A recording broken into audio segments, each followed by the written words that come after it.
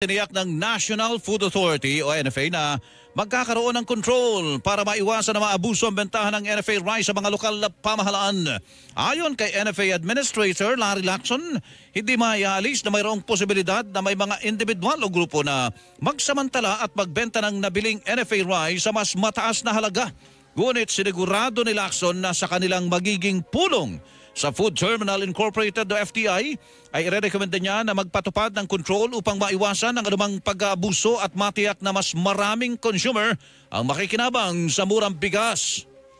Ako mismo, personally, I will suggest sa meeting with FTI, control, ilagay sa MOA, supplement sa MOA kung hindi man nailagay, pwede LGUs na ang target talaga niyan is as many as people as possible ang makabenta. Ang tinig ni NFA Administrator Larry Lacson, paalala pa ni Lacson hanggang 35 pesos kada kilo lamang ang dapat na benta sa